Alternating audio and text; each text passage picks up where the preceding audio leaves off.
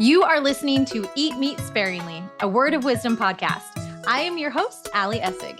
The episode for this week is going to be a little bit different. It is an interview with my friend Neil, who overcame alcohol addiction through the power of the principles taught in AA. I love the lessons that we can all learn, whether or not we're addicted to alcohol, through this process of surrender. It is a beautiful story, and it also reminds you of the importance of the word of wisdom when it tells us to avoid alcohol, and how if we do that, we can avoid so much stress and heartache. I love his story, and I hope you feel inspired as I did. And so let's get straight to it. Awesome. I am so excited about today. We have our guest, Neil. Now, let me give you a little bit of background. I'm sitting on Instagram this summer getting a message from Neil because we both follow Robert Cheek, who's a vegan bodybuilder. And he started asking me questions about my health goals. And he was super kind, gave tons of value when I was chatting with him, and then offered for us to hop on a call. I turned 39 this year, and in my goals for the year, I had written that I really wanted to be able to build more muscle, but I hadn't done a lot to that. I tried on my own. I've done a bunch of things. I'm a healthy individual. Like, I do Pilates, I work out, but I wanted to be able to get to the next level. And I thought I could do it all on my own. And when he started chatting with me and offered to hop on the call, I was like, you know what? Okay, this was a goal that I had set on my birthday, and I'm not doing it on my own. So maybe this is meant to be. And we chatted, and I just felt like I even prayed before. I'm like, if this is meant to be, help me be able to afford it, that things will work out. And it was like exactly at the limit of exactly what I could afford. And it was just really a great opportunity for me to be able to get to that next level. And I have absolutely loved working with Neil. We meet twice a week. He gives me my workouts, which I love. Like, I never thought that I would enjoy lifting heavy weights as much as I am enjoying with his direction. But here is why he's on this call. Every time that we would chat, there was a couple times that I would even just be crying because he would be telling me his story. And I would ask him, because as I'm struggling to change or tweak certain things in my diet, I would ask him for advice on change. Like, how do you get someone to actually change? And every single time he just had so much wisdom to share that after about the fifth time, he just shared like another golden nugget with me. I was like, okay, I got to get you on a call. I got to share everything that you were sharing with my members inside my membership, because it's life-changing. Neil, I'm going to go ahead and let you just kind of take the stage. I would love for you to give me a little background. Neil's also vegan, so he can share why he decided to be vegan, but then going forward to what brought him to where he is today. So, Neil, without further ado, I'd love to share your story. Okay, thank you so much. That was a nice intro, Ali, and it went down just exactly what you said there. So it's been good to work with you so far. I mean, you're already good and you want to be better, and that's fantastic. It's difficult to take it to that next level, but we're getting there, and this is a cool way to connect with you more as well. And I'm happy to share my story in full instead of just little small parts to help you there. So I started off living in Scotland when I was about 12. I want to share my story about addiction. Really, that's the main thing right now. That's what we want to hear. And for me, that started with drinking and weed. So I started smoking cannabis when I was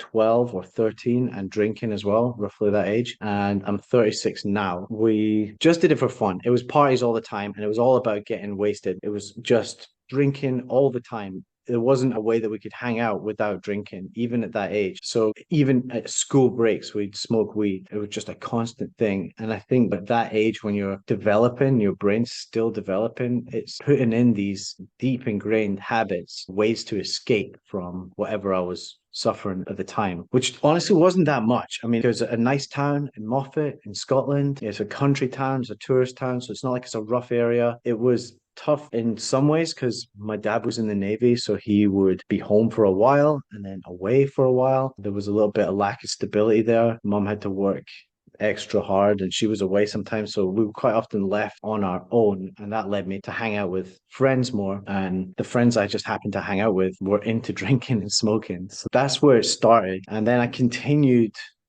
to meet people and deliberately find people who were in the same drinking levels as me. It would be very heavy, not so much to the point where I was drinking every day. It's not like when you think of an alcoholic, you think, okay, this person drinks every day. That's definitely not me. And I thought that over and over. I'm not an alcoholic. I know what an alcoholic is. My uncle, he's an alcoholic. My dad, he couldn't drink because of the trouble he used to get in. He never drank when we were growing up. It was like a thing, like mum wouldn't allow it. So I thought, that's not me. I only drink at the weekends. But it's the way that I was drinking was outrageous. I couldn't have just a couple of drinks. And I meet people now that have one beer, one glass of wine, and they're fine. They can put it down. They lose their glass in the house, which is completely beyond my comprehension. I know exactly where my drinks are, how many I've got, and where the extra booze is hidden in the cupboard. So I would be all over that. And I thought that was normal. I thought that was like a superpower of mine to drink more and to be the last one standing every single weekend. Became like that, especially when I went to college and I was living on my own in student halls. So I found a group of people and I didn't feel out of the norm because we were all like that. Friday comes and we just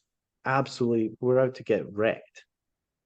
We'd go from place to place, get absolutely wasted, lose just the normal stuff of losing phones and getting in fights, losing wallets, spending every single penny every single weekend.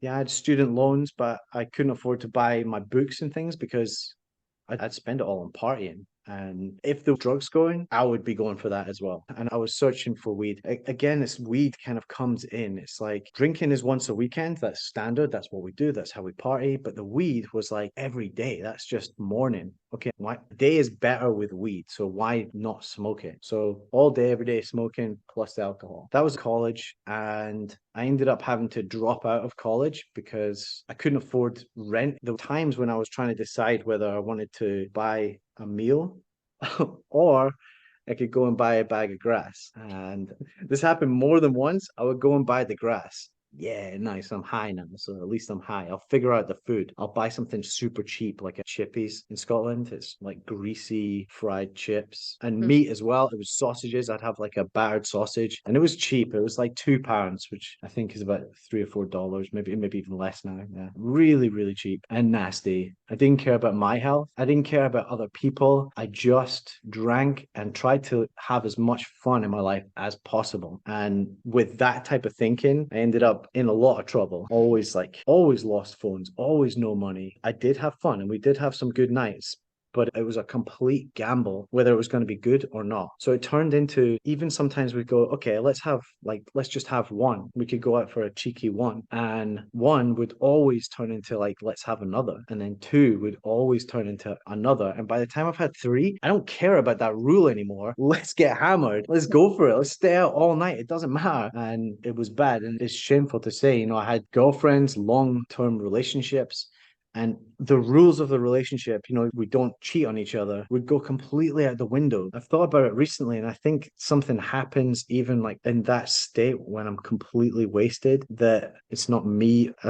I did the things, right? I don't want to take away some sort of blame or responsibility for that. That was me, and I own that. But just as a kind of a side note, it's something that I think happens when I get completely wasted, and I see it in other people in their eyes. It's not them anymore. It's like they have gone to sleep and now something else is controlling them.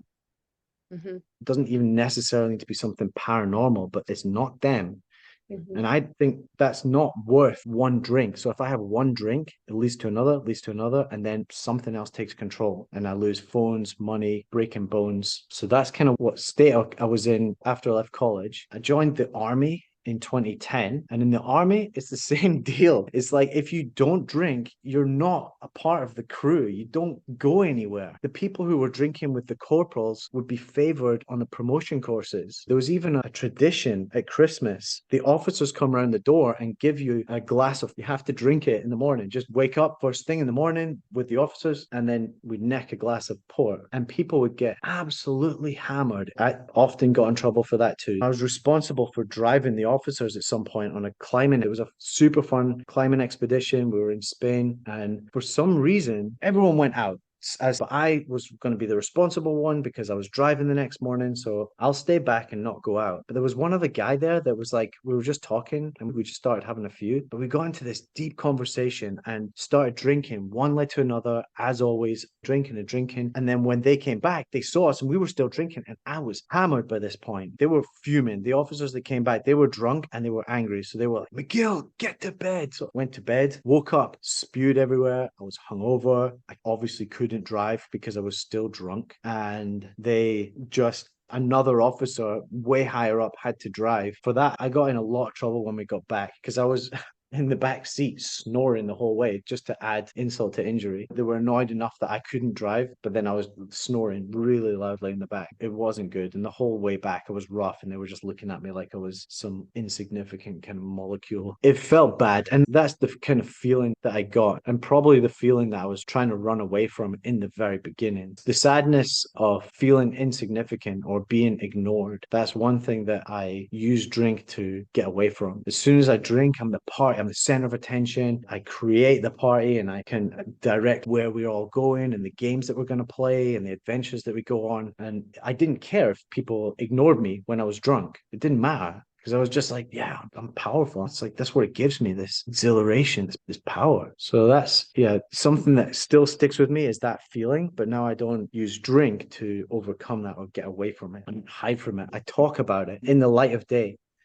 because I think that's what it needs. I'm not afraid of my insecurities or my fears, whereas I would have been very afraid to even talk about anywhere near this. Even like a few years ago, before I got sober, I'd never be able to admit to a group of strangers my insecurities, let alone my client as well. But I think it's the way forward. If I show you who I am and everything that I am, then I can be free. And it can also give you a freedom because nobody's perfect. I think it gives you a chance to also see your own insecurities and where they lie. You can find them and allow them to be, at least in front of me. And so you mentioned you tried to quit for 10 years. Is that right? Yeah, so I didn't try to quit smoking weed until I was in the army. I managed to stop for about a year. It's kind of like this location sobriety. And when I was there, I had everything to do. I couldn't smoke weed. I couldn't even drink. There was nothing. In the first 12 weeks, it was just training. So it was a big like detox type phase. But after about a year or so, and when the drinking started coming back, every time I went home and when we were allowed to go back home, there would be weed at the parties and it'd be passed around and it always just gets passed around. And they always ask, you having some? You having some? And I'd be like, no, no, no, I'm in the army now, so I can't smoke. But then I eventually just was like, okay, just one little draw, like literally one draw. And it was fine. Nothing happened. So the next week, I was like, okay, one draw. And then it came around again a little bit later in the night. I was like, okay, just one draw again. And it really just led from that to, okay, I'll have a whole joint. Okay, well, I'll might as well buy a bag because there's a guy at this party selling it. So I'll have some for the next party at least. To the next morning, and then every single weekend going home and just smoking all weekend. And that led to, well, we get drug tested regularly in the army. And I got drug tested and then kicked out of the army. They actually found weed in my system, and yeah, so I had to leave. And at the time, I think that's unfair. That's not fair. But that's the rules, and I knew them.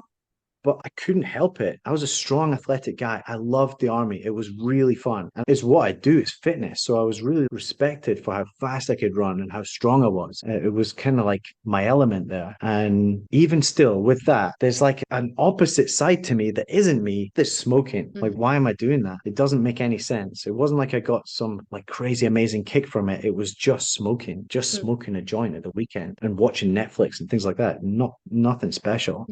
So then that after I got kicked out, I had some money saved, so I just sat and continued to smoke weed on the couch. I was like, fine. I had a dog, and we were like every day going these massive walks, like 3 hour walks. It was fine, but it was just tame, and it continued to compound this habit of smoking weed, avoiding the problem. It sort of worked out. I was driving trucks for a while as well. I was a truck driver and shamefully smoking weed also there, like driving back. But I never got caught for that. So I just stopped driving trucks. It was a great job, like tons of easy money, but it was just like, I don't know what it is. I just couldn't stop smoking weed. Me and my brother, he also smokes weed. And we tried many times over the years to just stop. We're like, okay, we'd phone each other up just regularly. We often live different towns, different countries. And I'd be like, yeah, you smoking right now? And he'd be like, yeah, so am I. And then so we'd just be like, yeah, okay, this is great. We're smoking. And then I'd be like, okay, now I've stopped. And it would literally last about 2 weeks, 3 weeks, maybe maximum a month. And we'd go through it together, both trying to stop. And then like, oh yeah, I'm back on it. So we kind of decided that it would be stupid to always feel bad, like feel bad when you smoke, feel bad when you've stopped. So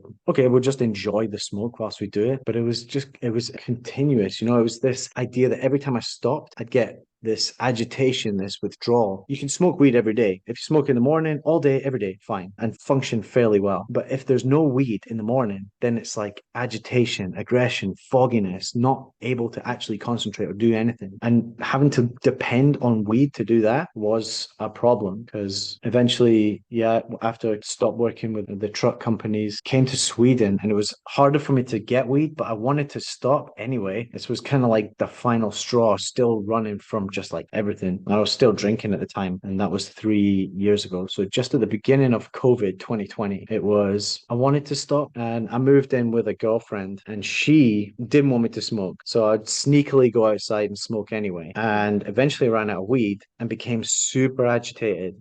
I was not in a good place to be living with somebody that close. And she kicked me out, rightly so. And I didn't have anywhere to go. I had nothing. I'd made some friends whilst I was visiting my girlfriends who would come over. I'd go to the gym, and I met a friend in the gym who was also vegan. I was wearing my vegan t-shirt, and he's like, "Oh, cool, you're vegan, right?" I was like, "Yeah." And then it just turned out he saw me fall apart, and he saw me getting kicked out of my girlfriend's apartment. And he's like, "Dude, you need to go to a meeting." I was like, "What do you mean?" And he's like, "Alcoholics Anonymous. Let's go." And he'd been going already to meetings for, I think, about 5 or 6 years before that. He's been sober this whole time. I didn't really realize that or respect it or know what it meant. I'd heard of Alcoholics Anonymous, but I thought like that's just for kind of like old smoky losers, basically. I didn't want to go. And we walked anyway. And I remember walking down the steps, and they have candles and they have prayers up on the walls. And I was like, I didn't have like a faith. I had an understanding of what I believe God to be, but I didn't really care that much about it. And when I got in, and it was just this warmth, everybody. So this starts the meeting, this kind of intro, this talking just a little bit to begin with, and then everybody shares something. And every time somebody shared, they would look to me at the end or before they shared and say, "Welcome." They looked me in the eye and just said, "Welcome, come again." I was like, every time somebody said it, it chipped a little bit away from me. I was already like, wow, this place is so different from what I thought it was. But these like super kind faces, and people were sober, and their stories, they had these horrible things that they'd been through, but they sounded like me as well. This like trying to stop so bad, trying the hardest, tried everything. It's the same for the unbelievable, stupid things. Only smoking after 6 o'clock, or only smoking just weed, only smoking from a bong, only smoking on Thursdays. Everything that you can think of roundabout ways to continue smoking, but not stop, even to try and stop. Like, okay, cold turkey, I'm doing it, I don't care. Every time I'm going to do press ups or go for a run. My imagination was wild for things to actually be able to stop. And they also had done exactly the same thing. They tried and tossed and turned to stop drinking. So I didn't think I had a drinking problem. I was just like relating to them on the weeds, like just trying to stop just the addiction part. And when I stood up, I said, because you have to say, "Hi, my name is such and such, and I'm an alcoholic." And then you share. So I stood up and said, "Hi, my name is Neil. I'm not an alcoholic, but I am addicted. I'm addicted to weed." And then I started to tell them about how I get kicked out of my house from my girlfriend. And I broke down. I started crying. I couldn't finish the story. And at the end, there was like a queue of people lining up to talk to me and say, "Are you okay? Can we help you? Is there something that you need? You all right?" I was blown away again. And there was this guy called Ambjörn, which he told me was like ancient Swedish for eagle bear. And he lived in a cabin in the woods. So I basically went with him, and he said, "Stay with me. Dude, I'm an entrepreneur. I'm making tons of money. So you can stay for free. It's fine. And we can just get sober. It's good." I think he's maybe 55 or something, or 60. So it was like, okay, sure. I've got literally nothing else. Fine, I'll do that. And I started meetings twice a day. We went together and literally got sober in the woods. Then developed like a big community of sober friends. So we'd have parties, but it was sober. We'd hang out, get coffee. Completely different world. It was life changing. It's just a whole new set of eyes. The people that I hang around with now are completely different from who I was. I attracted people before who were drunk and the same as me. And now I'm sober, and that same thing too. These like high energy people who are even like you, Ali, who are good, who are great and striving to be better. That's the type of people that I attract and I hang with and I speak to and collaborate with. And I see that as a reflection of who I have become and the change that I've actually gone through to get to here. Mm-hmm. but it was not, it was through the meetings. So that was the first meeting, several other meetings and tons of other sharing. I did have a relapse at some point. Like that same girlfriend, it was still in the same town and there was a big mess. And I ended up having like a kind of a relapse. I secretly had some other drugs, like some ecstasy, and I took those in my room. But the thing that I did then was I told my mate who was sober and he said, share it. So I went to the meetings and I shared it. I released it and was able to get sober again from that. So that was powerful. And I think that also helps other people. Going there and talking about my struggle helps other people to think, okay, yeah, right, I'm not perfect. And if he's messing up, then so can I, and still get better. So I have a question, and I want other people to hear this too, because when we work together and I tell you, okay, there's Halloween candy all over my house, this is really hard for me not to eat it, and you asked me a question and kind of like threw me off, right? Because I'm a very religious person, and so you're like, well, have you prayed about it? And I'm like, what? That's so silly. This is just candy. Like, it doesn't matter. And what you said was like just life changing, where you're like, it's not about the candy, it's about the struggle, and that God cares to help you through the struggle. And then you told the story of when you prayed and when you found some weed. So I would love for them to hear that too, and just how helpful prayer was in this whole process. Mm. Yeah, so with prayer, I never prayed before going to the meetings. And I got a sponsor and he told me, you need to pray every night and every morning. And I was like, okay, no, I've never really done before. And he's like, doesn't matter. You sit down and you pray. You say thank you for everything that you've got in your life. Just say thank you. And even if it's just like a bed or the carpet that you're sitting on or the roof over your head or the food that you ate that day, just say thank you and really mean it. Try to feel the gratitude. So I developed that habit of just praying every day. And that's what got me in the mindset of using prayer as a way to help my life, to talk to God. So he always said, pray first and then meditate after. So pray and then sit and meditate. It's like talking first and then waiting for an answer, or talking and then listening. So every night I do that. And every morning I do that. Pray first, then listen. And that solid structure of that was inbuilt as a habit now. So when I was at Eagle Bears, he was a big weed smoker as well. And he was growing his own.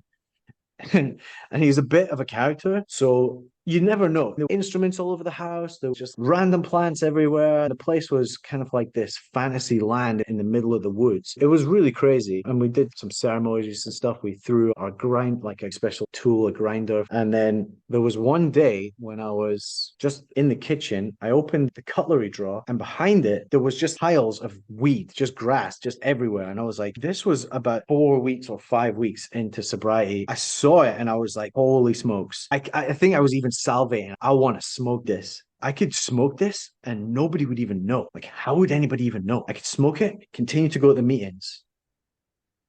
I'm in the middle of the country. Who even cares if I smoke? I don't. Let's just do it. Like, why not? I'm fine. Like, I've got a place to live. I've got food. I've got like friends. Everything's fine. But then I was like, wait, actually, I can't. Because if I smoke, it's like back to square one. I've got this far, and if this magic that I've been learning about for the past few weeks doesn't work, like what is there? I've got nothing. I'll be homeless again. I mean, I was scared. A few weeks ago, I thought I was literally gonna get a cardboard box and put it on the street. I have a tent, in fact. And I was thinking, like, yeah, I can get a tent and I can put it in the woods. Not to be in that position, it's scary. It's like you realize how close and what it's like and how far you can fall. And I was like, I'm not going back to that. If I do that, I'm probably going to end up like that. There's no way I can just stop. So it's like, okay, don't smoke it then. But I really still wanted to. So I was like, don't smoke it though. And it was so hard. Like I was thinking, the shop is not far. I could just run, get some papers and some tobacco. It's right there. It's so easy. I was like, no, I can't. And I knew that the idea, the whole thing about the meetings is that I can't do this on my own. Like I have a problem that I cannot fix by myself. So if I'm by myself, I can't rely on other humans either because they are flawed. They have problems. I can't lean on them, but I can pray. I can ask for help from God or my understanding of God. I can just say, please help me. So I did. Sat on the step and I was like, please help me. I screamed it. I was like, I need help. And somehow I was able to just stand up. I put the weed all together and then just put it in the bin outside. And I started looking for more because I felt like powerful. I was like, even if I see it, it doesn't matter. I'm invincible right now. And I just looked around the house for more. I was like, I need to find it all and just get rid of it. It was unbelievable. After I put it all away and I had a second, I was like, I broke down in the kitchen and I just started crying. I was messaging my friends. I was saying, like, this is insane. Like, prayer, it works. It's unbelievable. So that's my first experience with using prayer in that way to ask for help. And when I told my sponsor about it, he said, well, yeah, like if it's, and I told you this, Ali, as well, if you've got a kid or if you think about the person that brought you up, if it wasn't your mom or your dad, like somebody brought you into this world to get to where you are today and somebody cared about you. And during those phases, if you're in that position, sure, they'll let you do stuff by yourself because you need to learn, you need to make mistakes. But if they come to you and say, please, please, I need your help with everything they've got, they're scared. You can see they're physically scared and they need you to help. They're going to help you and they're going to help you to the best of their ability. And the way I see it is a creator is just the same as that. They're going to help. Yeah, no, it's so true and it's so powerful. And now that you are obviously in this better place, you're helping people work through their struggles and trying to get to a higher fitness area. Where do you feel like you've taken what you've learned to help them through? Maybe they don't have addictions to alcohol, but even just for me, I don't think I necessarily have food addictions, but I really am struggling to get to that next level. So where do you feel like what you've taken, what you've learned to apply it to help others? So I tell everyone to pray as well. It's the same thing. And there always comes a point where it's like everything's going well, and then there's a struggling point, a tough thing. And we can try as many different techniques as possible, but then we move to prayer, and that seems to always be the thing that helps. What I would say is that it has to come from that real deep sense of, I really need help. I've tried everything. So try everything first. And you don't go to prayer for every little thing. Like a child could go to the mom for every single thing, like, please help me with this. And they will help you a bit, but then eventually they're going to say, like, nah, come on, you got to do this yourself. You'll learn how to do it. It does you good to do it yourself. But when you're in the point where you've tried everything and you're in despair and you're literally going to fall apart unless something changes, that's when you ask for help with that feeling. I think that's very important when it comes to prayer. And then the other thing is to have a solid practice of it so that you remember to use it. So sit down twice a day and pray and meditate. So you're listening too. It's not just a case of talking directly and saying, hey, I need to do this. It's like, okay, what do I need to do? Create space for the answer. You have to clear your mind of all your ideas of what you think the answers are. Clear everything and allow the answer to be anything beyond what you already could have thought. It's impossible for me to think that I would be able to walk around the house and look for weed to throw it out. I could never have thought of that on my own. I was insane and I was able to do it. And it was like the power was surging through me to do that. It wasn't like it was necessarily my actions. And I think that's what's really important. Yeah, creating space with meditation. And meditation takes practice. It's not something that's just simple, anyone can do just immediately. And the practice comes from doing it every day. Twice a day is best. First thing in the morning, last thing at night. How do you feel like all of this also, because you mentioned you were addicted to weed, but you're also able to overcome alcohol too. So how did that help you through the alcohol problem as well? Yeah, that's right. And it's kind of a weird one because Alcoholics Anonymous, they don't really like it if you go there to try to get help with weed or something else. They're like, this is a program to help you with alcoholism only. There's a book, and it's all about overcoming alcohol addiction. But for me, I related to the addiction struggle rather than the alcoholic struggle in the beginning. And then after a while, I actually realized that through the stories they shared, that's me as well. Most of my troubles, if not all of them, were from alcohol or weed addiction. So just because I don't drink every single day and every single morning doesn't mean I'm not an alcoholic in my eyes. The alcohol is like an allergy to alcohol. So I drink one drink and I cannot just stop. It's like I almost feel sick. I get a headache. I feel bad if I stop. So I have to keep drinking until I'm completely wasted. What I learned from that and from the people is that we have a spiritual malady, which is like a kind of an injury of the soul. It happens throughout childhood and it doesn't doesn't necessarily need to be a bad childhood. It can be just a little bit of neglect or something small, right? Just that you felt that you didn't have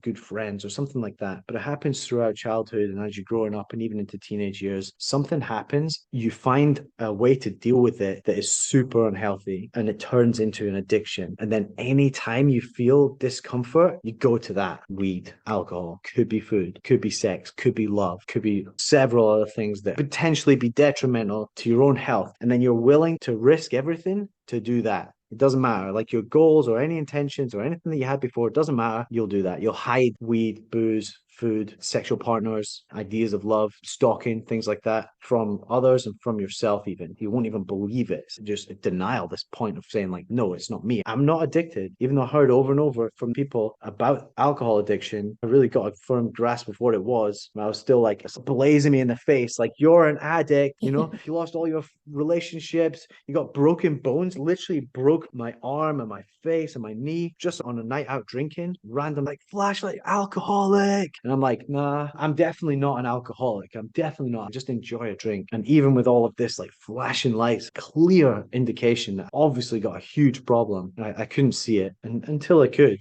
And then when I could do something about it, ask for help. So with people who have these same type of addictions to food, like where they're eating until they're feeling sick, or once they have one, they can't stop. I see these patterns with the clients I'm working with too. It's like, I don't have a problem. I just like to eat something sweet on a Friday night it's just on Friday nights, but they've worked so hard throughout the whole week and then they blow it all because once they start, they can't stop, or they secretly hide it, or they are searching for whatever. Like there's these same signs. It's obviously not as serious as an alcohol addiction, but what advice would you give them, like the awareness of it, and what are the next steps after you become aware of it? yeah, so again, it's not really about what the addiction is. It could be food, it could be sex or anything, but it's the fact that you're using that thing to fill a hole inside you. It's the fact that you have a darkness inside you that needs help, it needs care, it needs love, it needs filled. And the only way, in my eyes, is like once you tried everything else, you tried to restrict or change diets or change anything. Once you've tried all of that and you realize it hasn't worked, if it has worked, my hat is off to you. Well done. Let's do that then.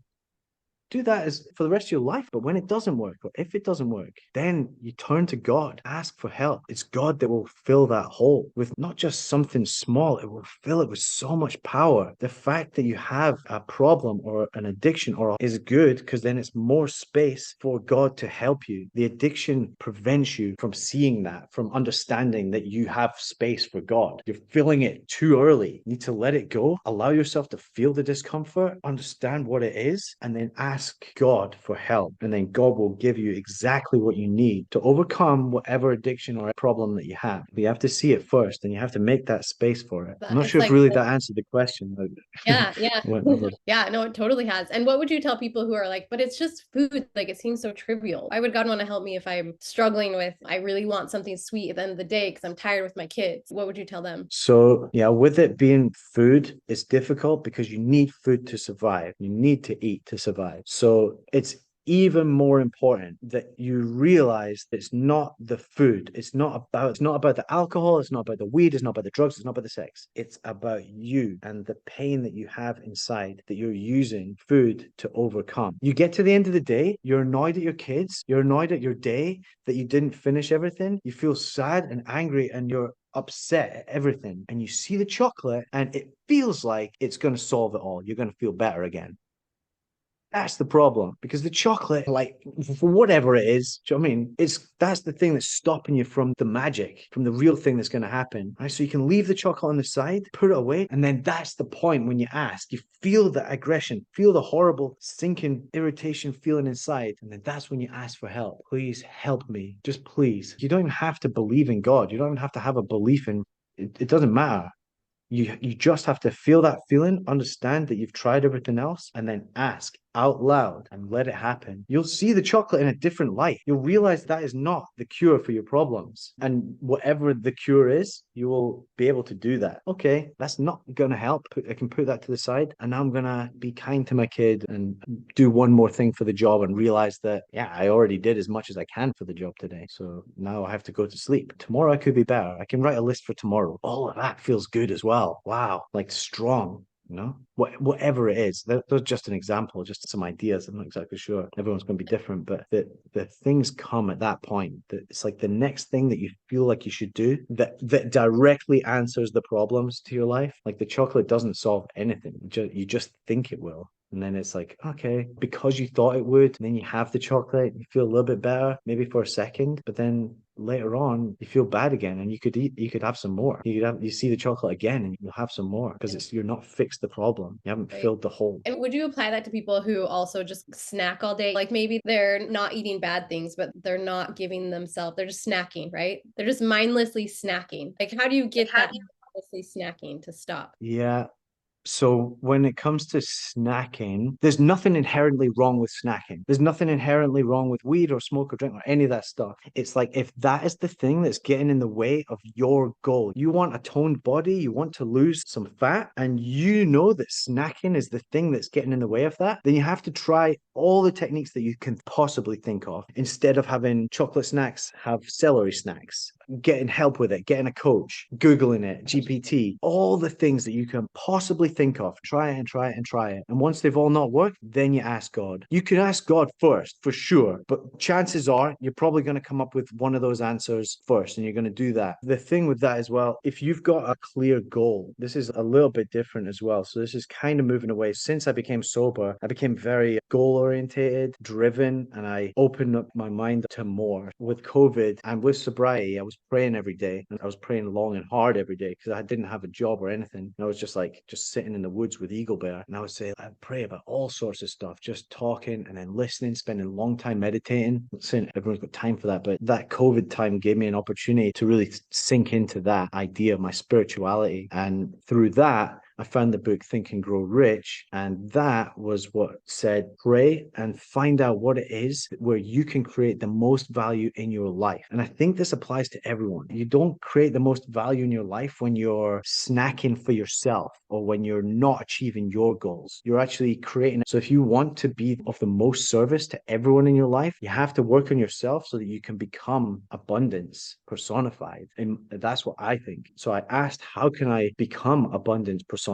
How do I do that? What is it that I'm here to do? I sat and I listened, and that's when I was given the answer. And in memories and flashes of inspiration of when I'd helped people with their fitness, they asked me, how do you get those biceps? How do you get that six pack? I'd show them, and they were blown away. And that's what allowed me to just dive deep into that. I was like, all right, I'm going to start. I just got my friends. I said, right, I'm going to start training people, group classes. And from that, people were asking me for PT sessions. And then it just grew from there. For the last 3 years, that's all I've been doing. I've got endless energy for it because I believe it's my purpose here on earth. It doesn't matter. I've failed. I've not had money in the beginning, didn't know how to get clients. All I knew was this is what I'm here to do. I'm here to help people train. And with just that idea, that passion, that drive that I believe came from prayer, from God, that I can never fail because I'll just keep going. I'll just keep trying.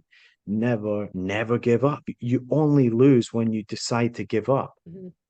Mm-hmm. That's so true. And we talked this morning even about sometimes when you want to focus on something and you want to visualize it and all of these techniques that we've learned, you brought up, but sometimes it's not just visualizing exactly what you want and putting in the work, but it's also feeling the feeling. Like, what is it that you really want? Is it the thing itself? Is it weight loss? Is it the number on the scale? Or what is it that you really want deeper to that? And I love what you shared about that. Yeah, exactly. It's not really particularly about the weight loss. Quite often it's like, I want a toned body. It's like, well, why? What does that bring you? And having an understanding that you can bring happiness in people's lives by accomplishing your own goal. People see you and they're inspired. Right. That's what you can do it for, right? It's not just about you and yourself and feeling good necessarily, although that in itself is something that can help people. Just if you're happy and healthy and feeling good, then the people around you don't have to worry about you and look after you. Right. And I also like how you mentioned that you can still feel that peace now. If you really want to feel like, what would weight loss bring you? What is the feeling that would bring you? And you can choose to have that feeling now. Like, you don't have to wait until you have that. Like, you can just visualize that feeling more than anything. Yeah, that's something. Definitely. You got to practice that. So we talk about manifestation today as well. And it's like, you're trying to manifest the money. Like, I need to have the weight loss. I need to have the sobriety. That's not going to happen. That's not something that you can just, it could happen, depending, right? It could be something as simple as, sometimes it does happen immediately like that. But that's, to me, not what manifestation manifestation is about. Manifestation is about understanding what that thing brings you in terms of feelings and in terms of happiness. And if you can create that happiness, you can choose what you think about. You have that ability to change your mood through thoughts. So if you just change the way you think about the situation and imagine what it's like to have that, you can have that feeling before it even comes. And then you have to practice living in that feeling as often as possible. Every time you forget the feeling, bring yourself back to it over and over again. You need to be in that feeling. Focus. Most people can't focus for over 3 seconds. You need to focus for all day, all night, be and live and make decisions from that place. Yeah.